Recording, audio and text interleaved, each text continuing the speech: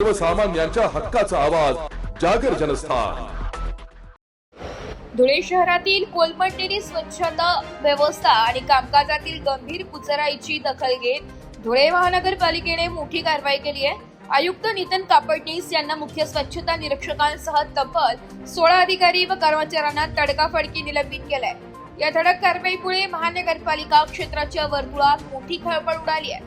गेल्या अनेक दिवसांपासून धुळे शहरातील अस्वच्छता, कचऱ्याचे ढीग आणि प्रशासकीय दिरंगाईबाबत नागरिकांसह राजकीय पक्षांनीही आक्रमक पवित्रा घेतला होता।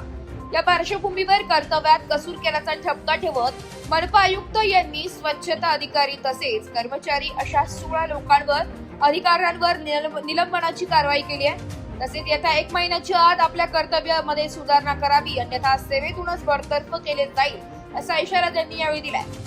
शहरातील वाढत्या अस्वच्छतेमुळे नागरिकांच्या आरोग्याचा प्रश्न ऐटीवर आला असून ही कठोर पावले उचललेल्याने आता स्वच्छता व्यवस्थेत खरोखर सुधारणा होणार का याकडे सर्वांचं लक्ष लागलंय। जागर जनस्थानसाठी प्रतिनिधी रूपक पिरारी, धुळे। काही दिवसांपूर्वी मान्य आयुक्त तसेच आमचे जे कोण अधिकारी असतील यांनी पूर्ण गावात सर्वे केला होता। त्या अनुषंगाने सर्व जे SI होते, CSI होते यांना व्यवस्थित सूचना करण्यात आलेल्या होत्या की कंत्राटदार काम करतोय तर त्याकडे चांगले काम करून घ्यायची जबाबदारी आपली आहे। त्यामुळे त्यांना वेळोवेळी सूचना त्या संदर्भात मान्य आयुक्त यांनी केलेल्या होत्या व त्यांना एक सांगितलं होतं की काही दिवसात तुम्हाला वेळ देतो, त्या दिवसात तुम्ही इम्प्रूव्हमेंट दाखवा।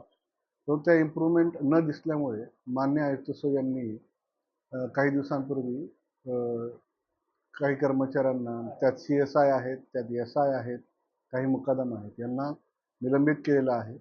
परंतु ती एक त्यांच्यासाठी एक अलार्मिंग सिच्युएशन आहे की त्यांनी त्यांच्या कामामध्ये इम्प्रूव्हमेंट दाखवायची आहे। त्या संदर्भात 1 महिन्याच्या पर्यंत त्यांना वेळ दिलेला आहे की त्यांनी त्यांच्या कामामध्ये इम्प्रूव्हमेंट दाखवायची आहे। जर इम्प्रूव्हमेंट झाली तर त्यांचे निलंबनही मागे घेण्यात येईल।